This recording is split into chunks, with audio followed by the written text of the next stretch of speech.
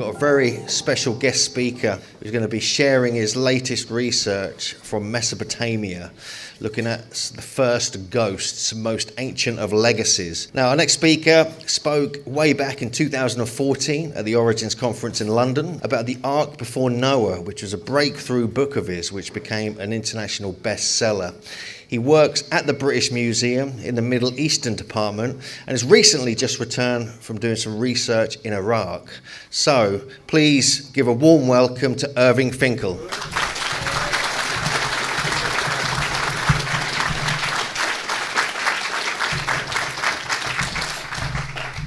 Well, thank you for those hard to follow words. Good. Right, The First Ghosts is my title, and I'm going to talk to you not about trying to persuade you to buy the book like everybody else does. They say, buy the book, it's at the back, I'll sign it, it's a bargain, it's cheap. I would never be such a prostitute for my trade. It just happens that there are a few left, I think. So, I wrote this book on the basis of many documents in the British Museum in the cuneiform writing system, mostly in Babylonian, but also sometimes in Sumerian, coming from the 3,000 years of time when cuneiform was written, which deal with ghosts. And it's an interesting thing because I've always been quite interested in them, but most of the books which are written about ghosts are of a certain type. They are full of error, and they are dependent upon a whole sequence of books written by other people before them, which you copy out, changing a few words. Although I've discovered recently that ministers of the Crown, or rather of the government, can do it without changing any words. They just copy things out of Wikipedia and are peeved when somebody points it out. None of this was on Wikipedia. So this is an elusive subject, but all published books, as far as I can tell, about the subject of ghosts, sympathetic or otherwise, believe that this thing came into the world, say, in the Middle Ages, which is a vacuous and ill-defined era where you can blame anything because there's no precision or chronology involved. But in point of fact, there is very extensive literature in Latin and Greek which exists, and a little bit in ancient Egypt, and as I discovered, a great deal in Mesopotamian cuneiform. So I don't have any pet ghosts to show you, but this is the sort of source material that one has to work on, written on clay from left to right in a syllabic writing system where they never had any idea of the alphabet, but they divided words up into syllables, and they had a special collection of wedges for each of the syllables to spell out the words. So they decided to write on clay, which was very fortunate, and most of the things ever written are still either in the ground or in museums or in other nefarious institutions. And we have a huge richness of material to work on about this ancient population. So just in case anybody is at all shaky about the crucial matter of the location of the source material, it's what we call in the Mesopotamian business ancient Iraq or Iraq. And it's basically the terrain defined by the Euphrates and Tigris rivers that people tend to know from their childhood and never since. And it's a very fertile part of the world watered by these rivers, which was a focal point for the melting pot of nations and persons and discovery and invention. So most of the tablets that we have come out of the ground from tell mounds. It's right, this is not going to go on like this for long, but I have to do this kind of stuff. They have a kind of small artificial mountain which is full of archaeology. So, I mean, the thing about Britain is you have a small artificial mound which looks something on a golf course with nothing in it at all. I mean, how stupid is that? Whereas even when you have a modest thing like this, you have buildings, temples, gods, swords, jewellery, gold, everything the archaeologist is really interested in, and a whole pile waiting to be excavated. So you see, British archaeology in comparison is a little bit shaky. So inside these mounds, things are there for the archaeologists, and once in a while, an English archaeologist finds inscriptions. So we have two basic languages written with this same cuneiform writing system. One is Sumerian, exemplified by the guy on the left, and the other is Babylonian by the guy on the right.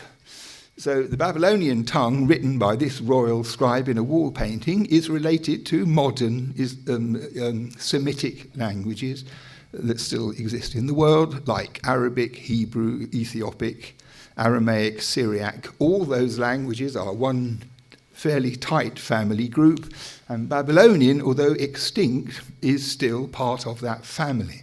Whereas Sumerian, which is slightly older, has no modern relatives at all, and however hard you work, you come to the conclusion it might as well really come from the moon. So I'm going to talk to you about ghosts. And one of the important things to clarify, though perhaps not in your company, is the difference between ghosts and demons. Lots of people lump them all into one category, but this is a great mistake, especially if you are a Babylonian. Now, demons have a supernatural origin. We don't always know where they come from, but they are immortal. They are merciless, you cannot kill them, and they are a major chronic difficulty. That's to say, not speaking personally, I mean in ancient Mesopotamia. And ghosts, on the other hand, are the remains of dead persons. And the thing about dead persons is that unless they are particularly unpleasant specimens, on the whole, they have in them human characteristics still. So when the Babylonian exorcist or doctor or individual is in communication with ghosts or is concerned about ghosts, their working precept is that even if it's not the ghost of great aunt so-and-so whom they knew before, but just a ghost, they will have inside them things which can be appealed to, that they will have, so to speak, a heart. So this is a crucial difference that governs the literature that we have about ghosts and demons, and what activities took place, and in fact the whole caboodle. So on the left, you see that red thing there? The red thing there is supposed to be underneath on the right. So I don't know what kind of cheap computer this is, but I'm just mentioning it.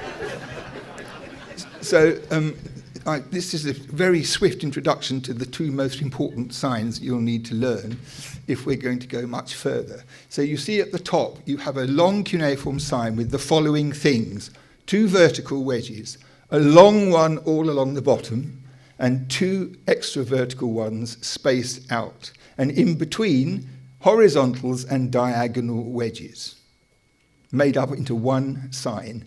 And on the right, you have something which is rather similar, but with one important difference. So with the sign on the left, we can analyze it in the following way, that the 2 verticals and the horizontal in the left-hand end are the fraction 1/3. And then the 2 signs, the signs which continue it, tucked between the verticals, are the signs I've written in the middle, which are Ish and Tar. So you have a unique thing in the history of anything to do with the human interaction with ghosts, where you have a sign which expresses its whole important entity. It's something where 1/3 of it is divine femininity. So this isn't Ishtar, goddess of love, but the common noun Ishtaru, which means goddess. And so it is regarded as a mixture of it's mud and blood, according to the creation story, and 1/3 component is this magical, elusive force which governs the world, which the preceding speaker alluded to himself. That's to say, women's. And on the right, the one is identical, except you see that the fraction is 2/3 instead of 1/3. There's an extra wedge in the middle of it. And so demons, which are called otuku in Babylonian, whereas ghosts are called etemu in Babylonian, 2/3 of their mixture, whatever it is this elusive quality of divine femininity, and God alone knows what the other third is. We don't know. So you have a kind of microscopic analysis of the difference, the intrinsic difference between the 2 entities which cause so much trouble. So, just one thing about demons, because they are hanging around. This is a very famous Babylonian demon called Lamashtu, and she has a lion's head, you can see. She's holding in her hands snakes,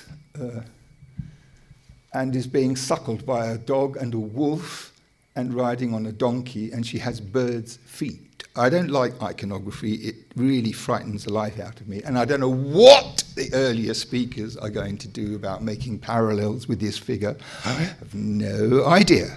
But this Lamashtu was once the daughter of the great god. Anu was sent down from heaven to the underworld for something inexpressibly wicked that she did, lived there and preyed ever after on pregnant women and new fetuses. So this is an amulet to be hung up on the wall with spells on the back, and she was the personification of the real, genuine danger of childbirth in antiquity, which of course applies many places in the world before. And I'm sharing with you for the first time today, great privilege actually, the earliest colour photograph from the 3rd millennium BC. It's a bit of luck that I can share it with you, and I put it up. Actually, it was a fruit of a very subtle form of research called Google. And I like this, not for its own qualities, but for the fact that it is rather horrific. It's actually rather interesting to think there are people in the world who are paid to make drawings like this. I mean, God knows what kind of childhood they had. But the point about it is that when we read something inert in a museum label or something grey and rather dull-looking like this, it's easy to run away with the idea that it's all, so to speak, symbolic and representational, instead of to do with blood and death. And this is closer, in a way, to this iconography, because all the stuff that we have from Mesopotamia, it looks like the water's been taken out of it. They're all in a boring case in a museum. Nothing speaks, but it's full of humanity, and on this level of life and death. So the fear of this was not, oh, I know, we'll conceive of childbirth as a dangerous time, and this will be the figurehead that we are addressed to. On the contrary, it was literally believed, and the spells talk about her creeping down the street and sniffing for the blood and coming in a murderous way. Well, this is all good Hollywood stuff, and actually there have been times when Hollywood has decided to move in on this. Perhaps you all are familiar with this picture. I know you have interesting fields of research, but this was once the poster for, or part of the poster for a film called The Exorcist, which I see now as making a new bid for life. It's in one of the art theatres in London. Anyway, I don't know if has anybody actually seen The Exorcist? I mean, you do need a strong stomach for it. I have to say that when it came out, I took my then girlfriend to Brighton one afternoon to see this film, and after about 10 minutes, perhaps a quarter of an hour, we had to leave, which is very irritating to me, as I'll explain in a moment. But we had to leave, and we had to go back to her house, and then I had to give her hot milk and read her Winnie the Pooh, which was not at all what I'd had in mind for the rest of the day. So I've always had a kind of resentment about it, which is in fact doubled by the fact that, according to the film, this figure at the top, Pazuzu it's called, was the evil force that took over this poor girl and ruined her complexion.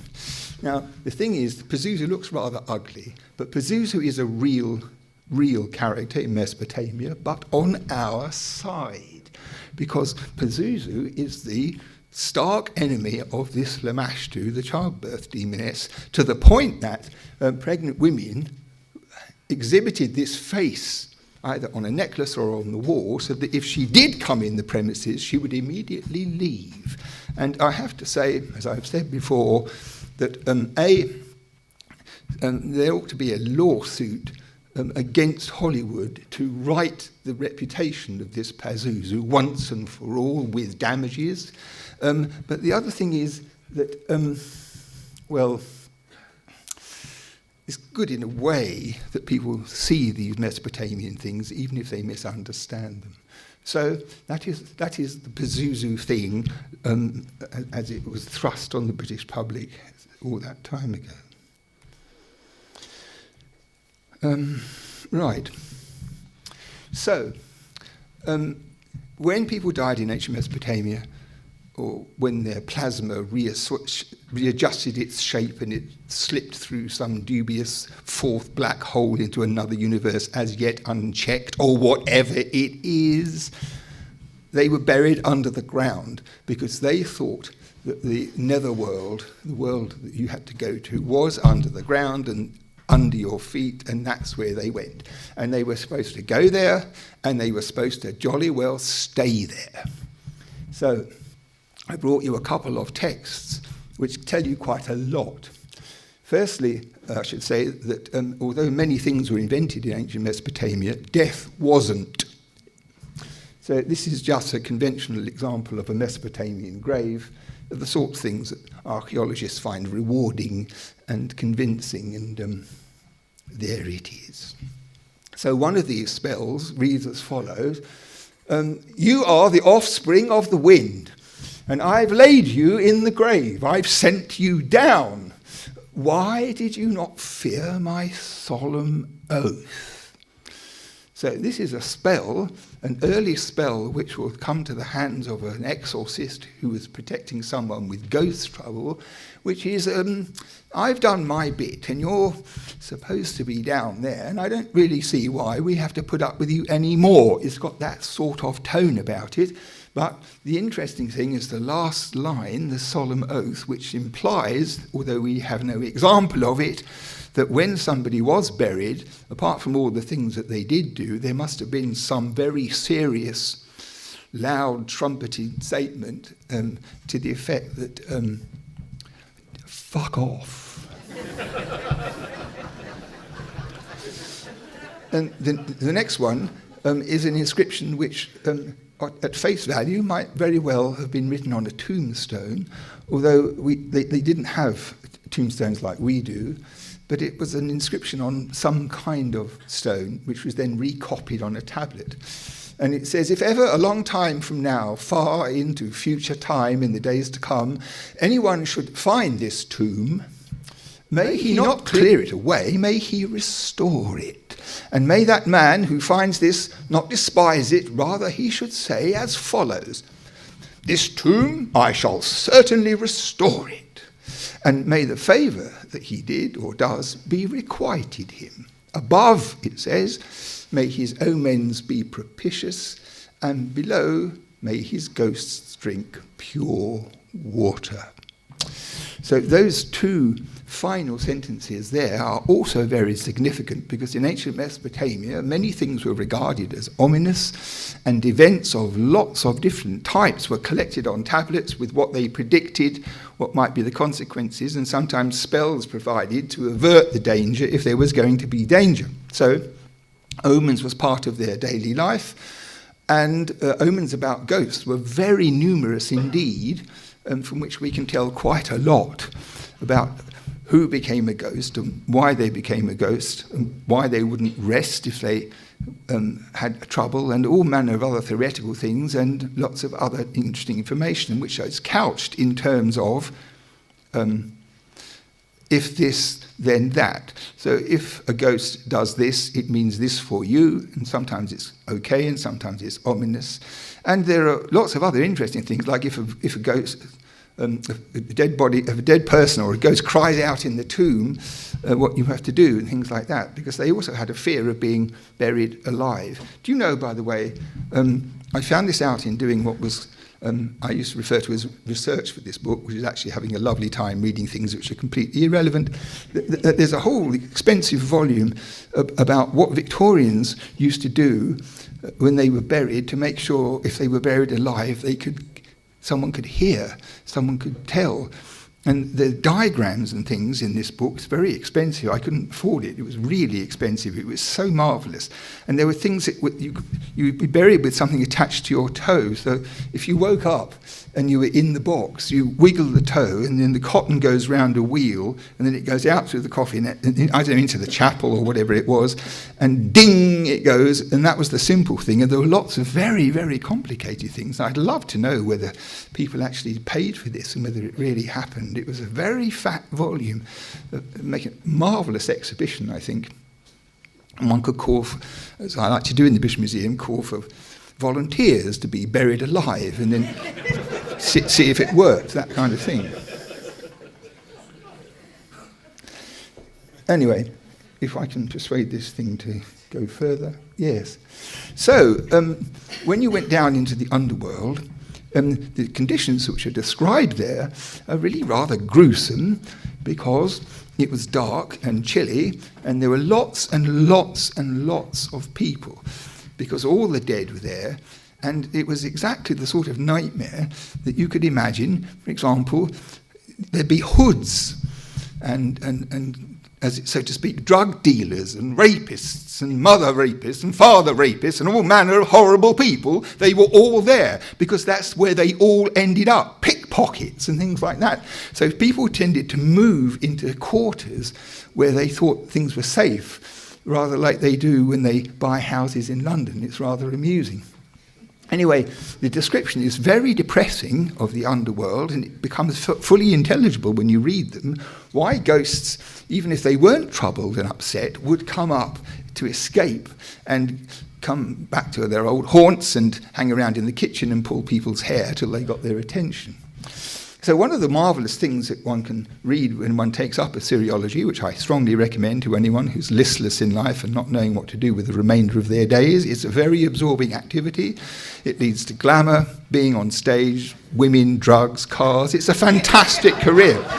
Anyway, here we have one of Ashurbanipal's best tablets from Nineveh with his library tag at the bottom, and it's called The Descent of Inanna, or The Descent of Ishtar, in fact, because this is the Assyrian version, and there was one much more prolix in Sumerian. Anyway, this was the story. Inanna, who was goddess of love and war, which when I was a kid I used to think was a bewildering and incompatible thing, but I know now so many women to whom that applies that I'm no longer confused. So this is a picture of Inanna, or Ishtar, wearing the special horned crown that the divine characters did. She has wings, she has these two ankh-looking signs, and she has these chthonic owls and lions at her feet, which have already turned into the claws, because the description is when you're down there, it's not only cold and dark, but it's dusty, and it says that people trudge around like that in the dust like birds, huddled and waiting. And the interesting thing about the underworld is that people are waiting and waiting and waiting, and they don't know why. It's rather like Euston Station. Anyway, the thing is, Ishtar had a lover called Dumuzi, and Dumuzi made a mistake by going down to the underworld and getting caught there. And so the consequence was, because he was god of flocks and stuff like that, that there'd be no new animals and the crops would suffer, and it was a disaster. So Ishtar, Inanna, had to go down in the underworld to rescue her lover from Ereshkigal, the queen of the underworld, who was also her sister. Well, this is a schematic diagram, the best the British Museum could do, to illustrate this story. So it all took place in Kutha, so there's a ziggurat there as a clue, and the line across the top is the earth. And then there's a moon and other things. And according to the myth on that tablet, there are 7 gates through which Inanna had to progress down to the great hall where she would confront her sister Ereshkigal on the throne. And I am a great believer in the messages which come out of cuneiform, of any period, of any type, reinforce the conviction, in my mind at least, that people in ancient times are no different from people today. I think this is a very significant principle. It's never expounded in books except mine, but I believe it strongly, and it means that when you read inscriptions, you make allowances for customs and religious ideas and this and that, which distinguish people, so to speak, on the outside, but the people on the inside are no different from us. And the other thing is that there is not a whit of evidence to show that anything about human society has ever got any better. And no increase in intelligence since the time of Nebuchadnezzar. And people nameless people, faceless people in Parliament who think that they are at the top of the evolutionary process are so deluded that somebody should tell them. Now, looking here, please don't interrupt, I'm trying to give a talk. So the thing is, Ishtar goes down through these 7 gates to the bottom, and when she gets to the first gate, she's confronted by the gatekeeper who says, "My lady, you must take off your, coronet or something like that." And she says, "Why?" And the gatekeeper says, "Well, this is the system here. This is the prevailing system from time immemorial. This has to be done." And he's in the way, and he's the gatekeeper. And so she does. She takes off the first item of clothing and then makes her way to gate 2, cleverly indicated by the cuneiform signs for 2 in the margin. And the same thing happens. The next gatekeeper asks her to take something off. So while she's halfway down the path, this isn't so alarming. But when she gets near the end, it then achieves a certain significance which has escaped her, and she gets very, very nervous. But they insist, each one, that she can go no further without the traditional protocol as of the past. And by the time she gets down to the great hall in front of her sister, she has no clothes on at all.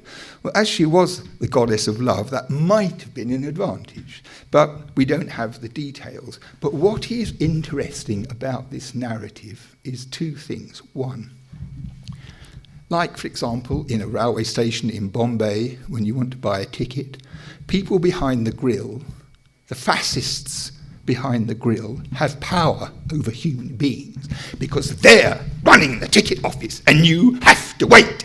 And they don't necessarily take the person at the head of the queue. They might pick somebody at random or nobody at all while they make tea and something like that. And then they ask questions which are none of their business, and they put you through this kind of thing just because they are there and you can't go until they give you the ticket you want, which you are paying for. Perhaps you've encountered this.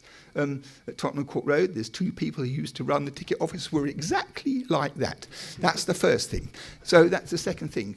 The first thing, is that human beings, when they get a glimmering of snivelling trivial power, which is of negligible significance, it inflates them into a power-mad fascist instantaneously because they can make people jump. This is the truth. And the second thing is that men lie to women to get their clothes off at the slightest opportunity, and women are often defenceless. So in this simple narrative, 2 primary truths, I think, are enshrined. So let's imagine you're in the kitchen, you're making a salad, and all of a sudden you see your dead great-aunt. And the thing about that is, it's perfectly clear from lots of sources that the reaction to this by a person was irritation. Not fright, but irritation, rather analogous to what happens if you happen to have a mouse run across the floor of the kitchen when you're making a salad, because Jesus, I have to ring that number, they never come, it will cost a fortune, and there'll be poison all over the house, and all that sort of thing. A bit like that. Which means that the basic reaction is that nobody hates mice for being mice. They have to do that, that's their work. And it's a bit like ghosts. The resentment is against all the other cloudy things round it rather than the fact of the ghost, which is going to have to be dealt with. So what you do in the first instance, if it becomes troublesome, and very troublesome, because the important thing about ghosts in Mesopotamia is this, that people who are docile and sweet in their lives will be docile and sweet ghosts. And people who were just the opposite, rank and pusillanimous pillocks, will become rank and pusillanimous pillocks as ghosts, and people who are Nazis in the real world become Nazis in the world to come. So you never know, if you don't know who the person is, what the consequence of this visitation might be, but it can vary from irritation, like having your hair pulled, to serious illness, because ghosts could come in your ear when you were asleep and get into your brain and get into your lungs and cause all sorts of unpleasant effects. So people were on their guard. And one of the things you might do is go down to the souk, the gate of the market, where in antiquity, just like it used to be in Aleppo, when Aleppo still existed, you'd have all the metal workers in one place and the woodworkers in another place and people who wrote books and all that. So you go to the area where the exorcists were, and the exorcist would take your case and give you one of these.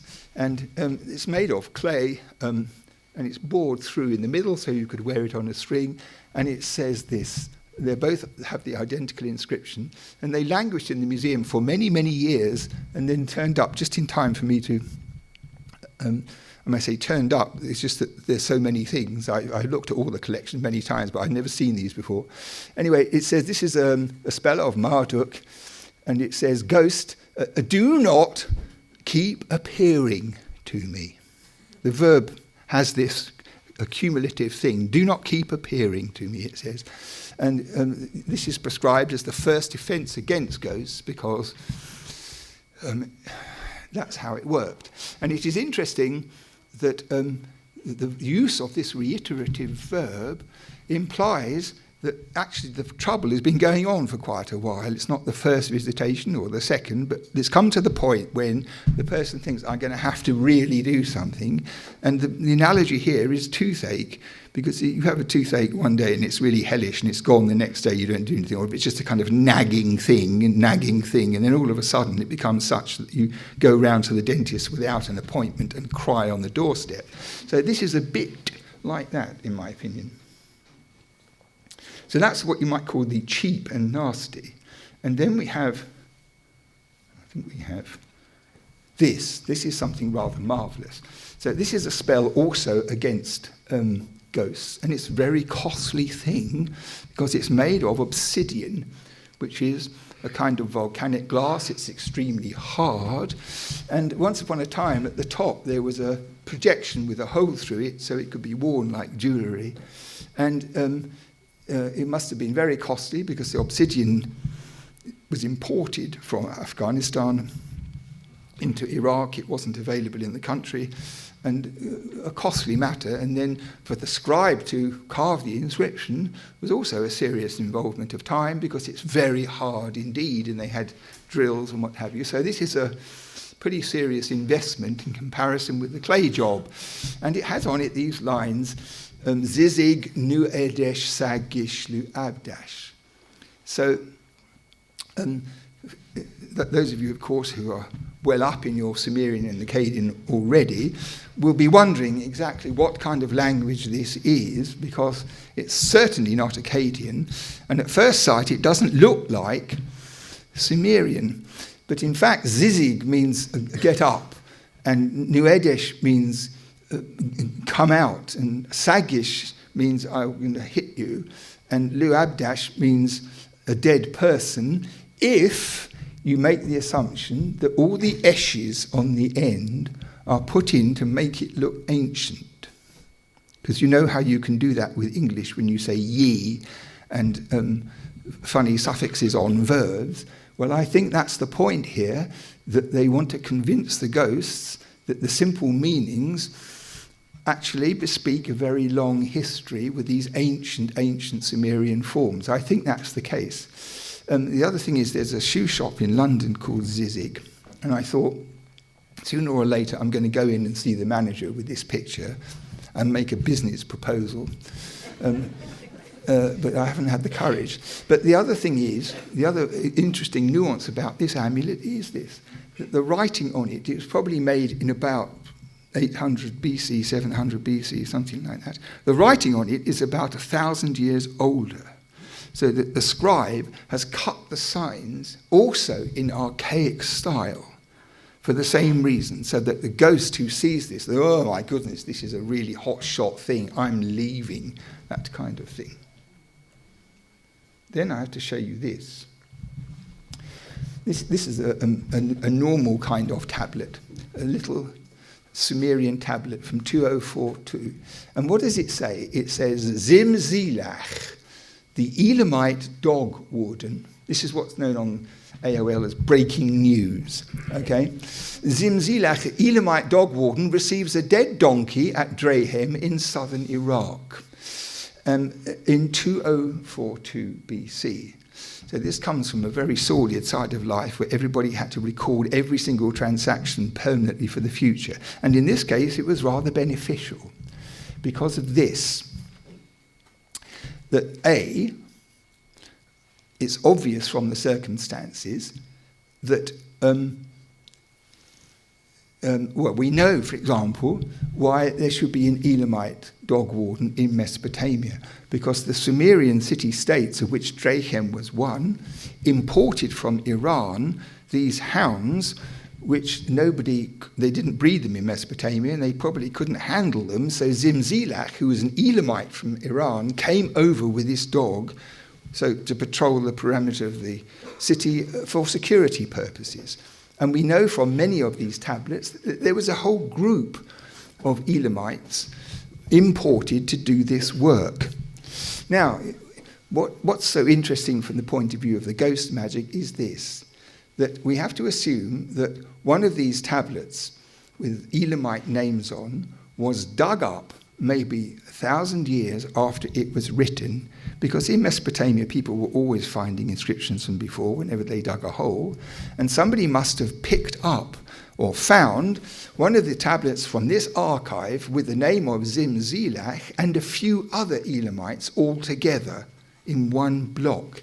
And what happened was this, that whoever found the tablet probably took it to the local temple where the priest could read, and the priest wouldn't know what it said, these Elamite names, so it would go from somebody else, it would go to somebody else, until it went to someone who was interested in ancient writing.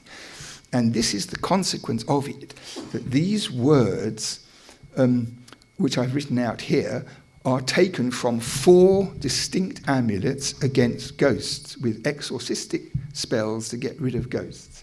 And in each one of them, you have Zinzilach or Zibshilach or Shentilach, how it's come out, which is this bloke. And then this Zichilach, Huchlach and Huchtila, and Numelach and Hatilach and Guchlach in the other 3 names in these ancient inscriptions. They all have 4 Elamite names. Sometimes they're correct, sometimes they're garbled. They're written down because nobody had any idea what they meant.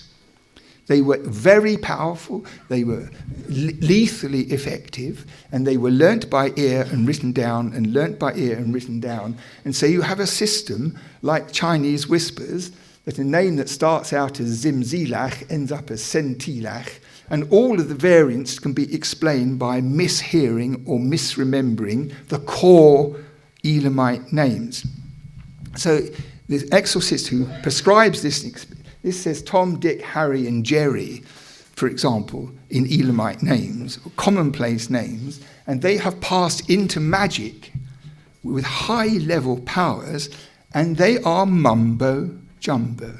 They are an exact example of what we take for granted as mumbo jumbo, which is magical, powerful words where nobody knows what they mean. And mumbo jumbo, in fact, in itself exemplifies the distortion of a word and a reiteration of a word. And this here, at the beginning of the first millennium, shows not only they had mumbo jumbo, but that we know what it meant and they didn't. So on top of it all, it's quite a ridiculous situation, but we know that they were personal names.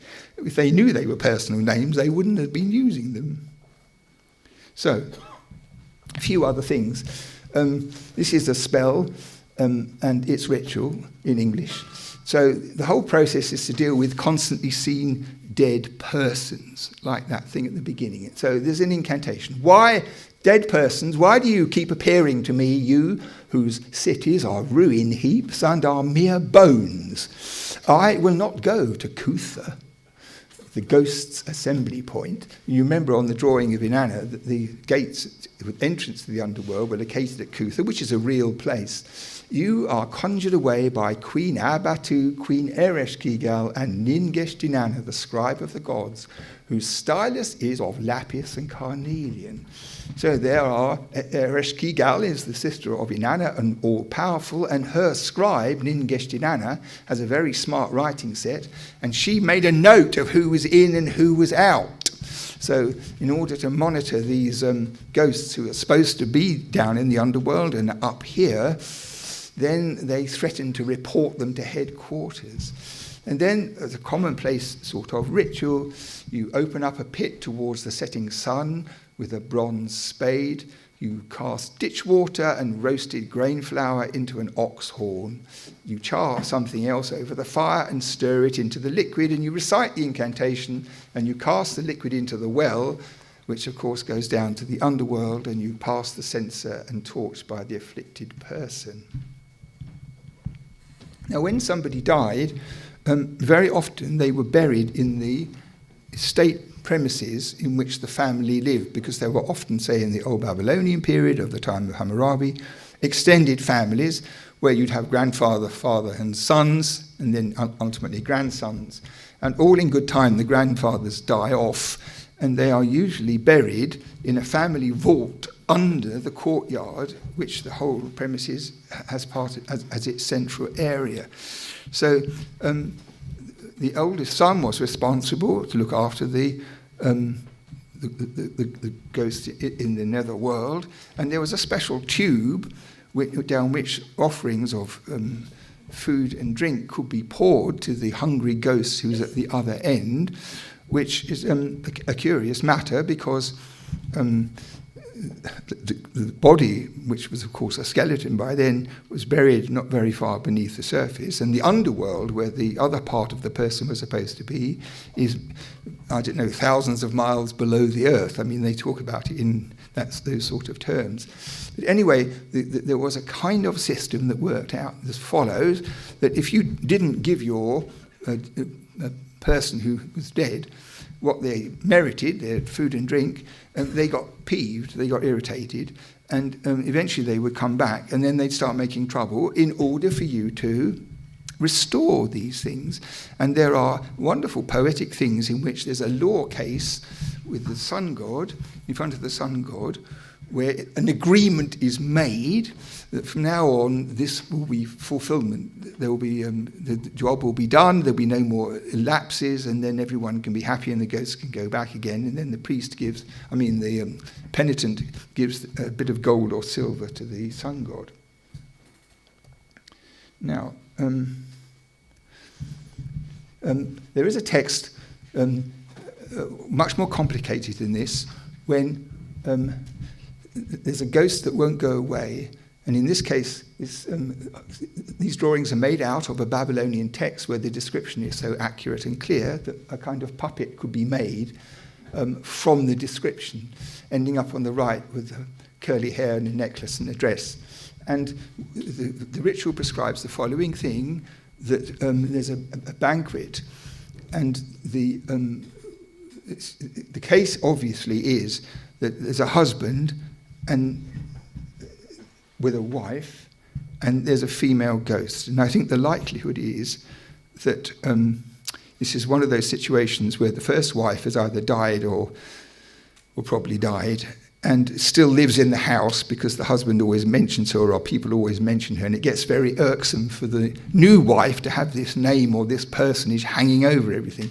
So this is a kind of complicated thing, which they have a banquet in which the man of the house and sits next to this dolly at the table with a lavish banquet, and then the woman goes out of the house, the wife, the living wife, and a ritual is carried out when this doll is buried in a pit with lots of things that she will need for the future and stamped down and got rid of. And then the wife comes back the next day, presumably feeling that this has gone on forever.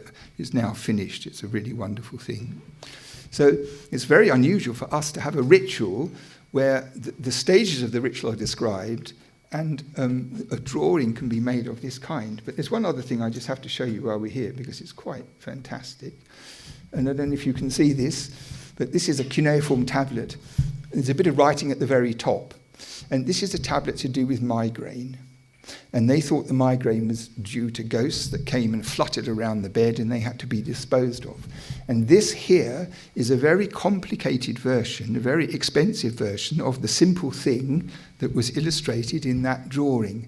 Because you have on the right a Babylonian king seated on a throne. So you can see the feet of the throne at the bottom and his beard and crown, and he's holding a flail in one hand and this funny pole thing in the other. And his name is written down the back of the throne, Abaknanaya, it says. And elsewhere on the tablet there is a drawing of this figure with the two arms out like this, with the hair come down with a sort of bob, mounted on a spindle. And the ritual explains as follows, that this guy is a sage from the early time before the flood who had all the wisdom, and this is his vizier.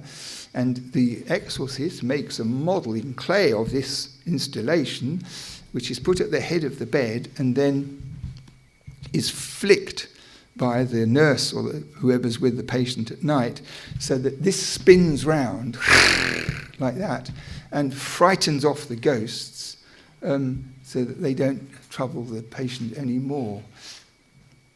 I don't think you can get those on the National Health. Now, this is one of my favourite tablets in the whole British Museum, and this is what it looks like on the left and what it looks like on the right when there's been a bit of infill with a computer.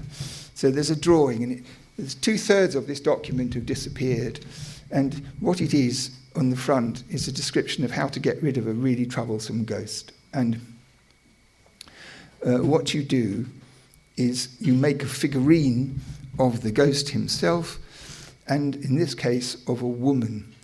And what is clear is this, that someone's very troubled by this family ghost and has to bring in a professional. So the professional sits down and says, well, can you describe this person? What's he look like? What's he look like? And people say what they can think, and then someone says, oh God, it must be Uncle George. Oh, no wonder. So, and what about Uncle George? Never without a girlfriend. Aha, thinks the exorcist. This is our clue.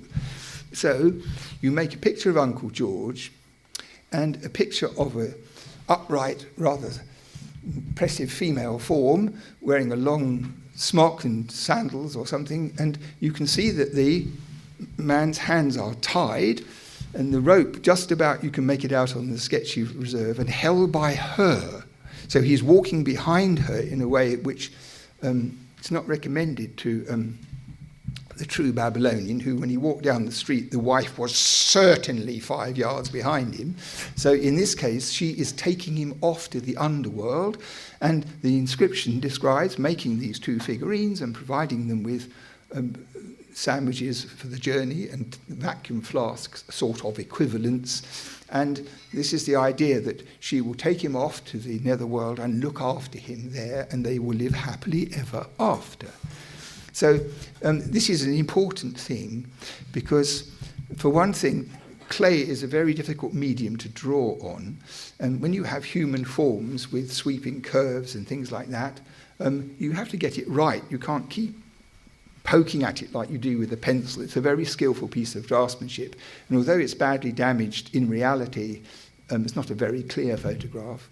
With a computer, we followed carefully all the traces, so it's really quite realistically what's on that tablet. And it's pretty cute because it is the oldest picture of a ghost in the world. It must be. It's about 350 BC. It must be. I mean, where else do you find a picture of a ghost? So we rang up the Guinness Book of Records, and the man on your left is the arbiter of all proposals of this kind. He came to see the tablet, he inspected it, we discussed everything about it, and things were going well. There was a certificate issue, preliminary form, and it was going to go into the 2014 issue of the collector's volume, the Guinness Book of Records, volume 4927. And then he rang up in anxiety and said, you know, somebody in the office has suggested that there might be an earlier ghost. I said, I don't believe a word of it. What do you mean? He said, well, somewhere in Kent, someone has seen a ghost of a dinosaur.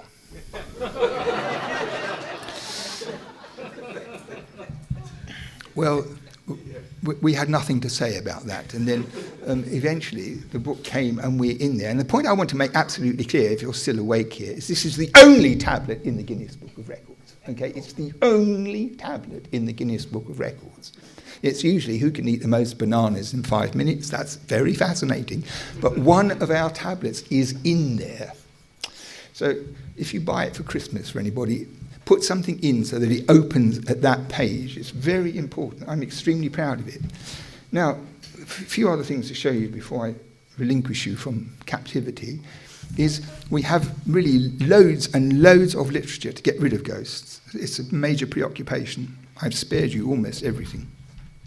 But this is something quite different. This is a manual for bringing ghosts up from the underworld in order to ask them questions. It's written by a necromancer, and it's written in about the 5th century BC, and you can see it's got 2 columns of writing divided into sections, and there are spells and rituals in order to bring up a ghost from the underworld. Now, what happens here is that the operation is under the supervision of the sun god Shamash, who's all to do with the underworld and what goes on in it. So it's under his auspices. And the principle here is that a skull is taken and anointed with a very unpleasant mixture of different oils. It's plonked on the table, I suppose, and there's incense burning and all manner of things, and people are standing around.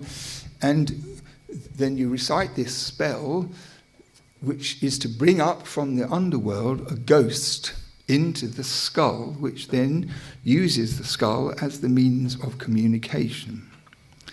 So it's really rather fascinating, because we have hardly anything else like this from Mesopotamia, although from other cultures things do occur. And the spells are of 2 kinds. One is to compel the character to come in and answer. Mimma tashalushu ikkabika. Whatever you ask him, he will tell you, it says. So they recommend it as a serious matter. And then at the end of it, there's some jolly good spells to get rid of the ghost afterwards, because the last thing you want it to do is to move in and take over the street. So it's all very practical and serious about it. And you may think that this is A, bit comic, and B, hardly credible, but there is some other small window on this matter, because Ashurbanipal, for example, who was king of the world, as we know from the British Museum exhibition, he was not really supposed to be the next king. His older brother, Shamash-shum-ukin, was supposed to be king, and there was a problem in the court because Ashurbanipal was much more capable than his brother. And there is a tablet which describes Ashurbanipal going into the women's quarters in the dead of night and conversing with his dead grandmother to find out who was going to be king. So that's a pretty dynamite thing to happen on the eve of inheriting the most powerful empire ever put together by that time. And I suppose Ashurbanipal must have taken somebody with him to do it. And according to the document, she says, this is my wish that you should be the king. So it all went satisfactorily, but I imagine that Ashurbanipal probably ran through the assistant with a sword afterwards, so he didn't tell anybody. Anyway, this necromancy thing is another matter where the reality has to be visualized. But, for example, this is the reality. Because if you can imagine that you had some pressing issue in the family where you were desperate enough to do this, and enough money to pay the guy who was going to be doing it, and you all stand about waiting and waiting and waiting and breathing in this horrible stuff and waiting, and all of a sudden a voice comes out of the skull, you probably die of fright yourself. I mean, it's not a thing to undertake lightly at all. And this skull used to belong to my father. I mean, he was a dental surgeon. It wasn't his actual skull. It was more for practicing on. That it's come to me. So I'm now in a position where I could, if necessary, try this out. I've never actually tried it out. And I think I might do it on the day I have to leave. and then the evil force can wander around the museum in a vengeful way. But it's quite a fascinating and grim matter.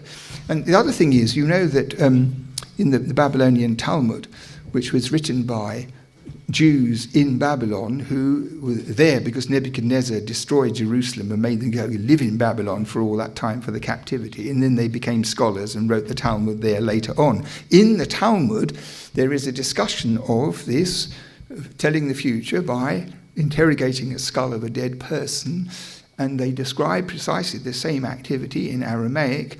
And then the rabbi who wrote this says, probably you don't really hear the voice, but you just imagine it.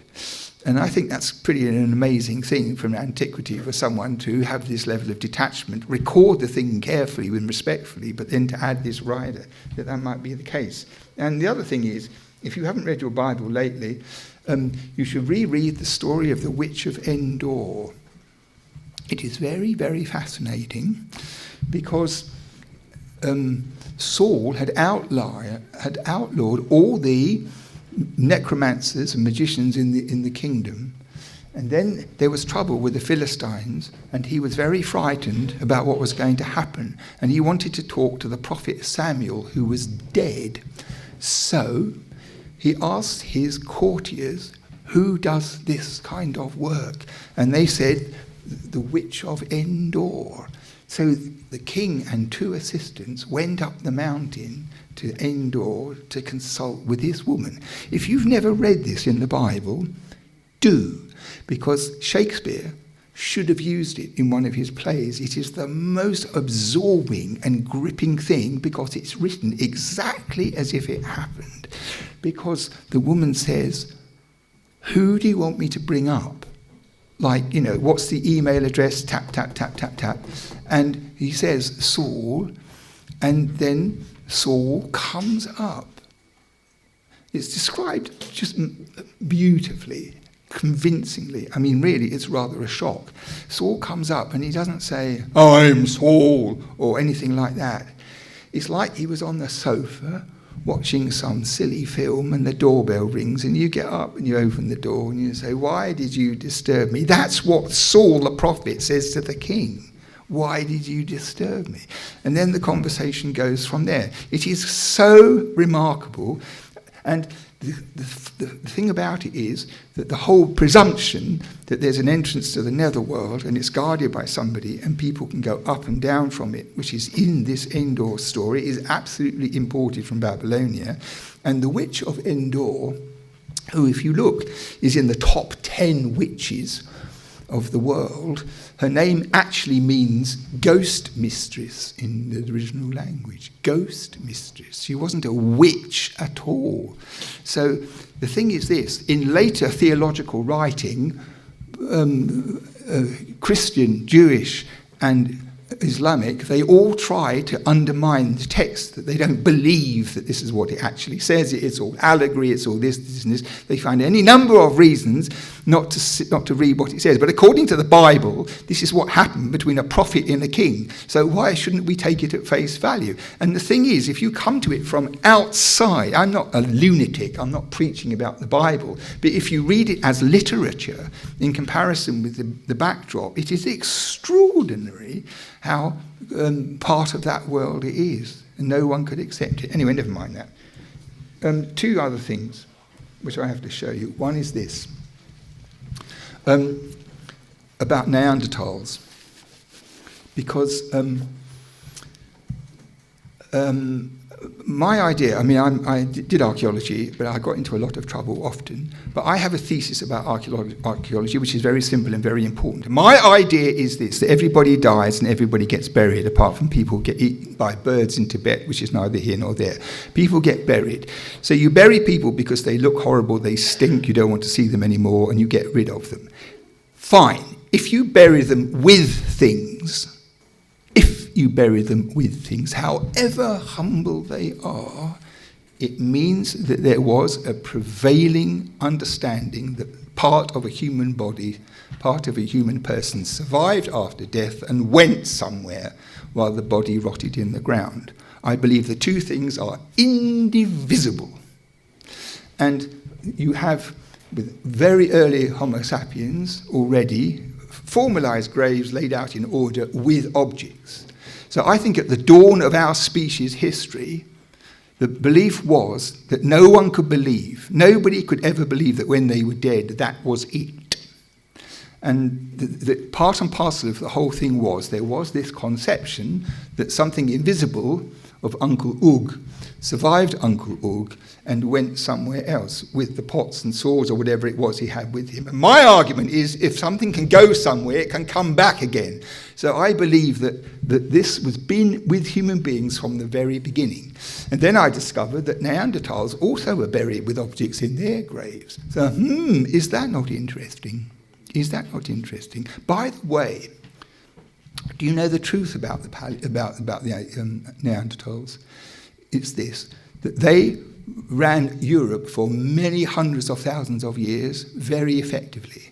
And undoubtedly they could speak and had grammar and vocabulary, and they were slightly more intelligent than we are because they had larger brains. So they were in fine fettle up until the moment when Homo sapiens arrived. And as far as I can see, what must have happened is this, that the whites, shall we call them, like the look of the land, think they could settle there and do well, so they kill all the Neanderthals and marry all the women. And this explains the high incidence of DNA of Neanderthals, which hit the news recently, and people got very, very worried about their uncles and aunts, whether their knuckles touched the ground and all that kind of stuff. But the thing is, there's so much Neanderthal DNA in the human race that it cannot be that two Neanderthal girls got drunk at a party and got knocked up, and that was it. They must have killed the blokes and married the women. And that's what they've done ever since. Now, I know Robert's full of these interesting messages, but think of that from day one, that territorial rape, pillage, and all that was essentially part of the human race. I believe it. And finally, I wrote this book. In this way, sympathetically about all the material, because I know that the Babylonians did really believe in ghosts. It wasn't a figure of speech with them. So I gave them this status, without saying if it's really true, if they did. I think there's no doubt about it that everybody took ghosts for granted in antiquity. They were part of their daily life, and in many parts of the world this is still true. So if you poke around in literature and anthropology of the world, you will discover that everybody else believes in ghosts apart from scientists. And I have an idea that we get half a dozen Nobel scientists together for a weekend, and we go down to this house which is in Dartmoor with a lot of booze and some food, and we have a rollicking good time. And then eventually, when it's really late, they clamber up the missing stairs, take off their white coats and get into bed. When they've done that, say half an hour later, I and any number of volunteers who wishes to accompany me will approach the house from the back with long ladders. And we will climb up the ladders to the upper windowsill, and we will go, ooh. And all the scientists who will never discuss ghosts, they say it's a load of hanky-panky, you can't prove nothing, there's nothing in it at all, it's all a load of hot air, will sit up in bed and wet themselves for certain. I believe it, all human beings underneath believe in ghosts. And finally, I didn't mention this before, but I have written a book. It's a terrific read, that's my view. Anyway, thank you for your patience. Thank you.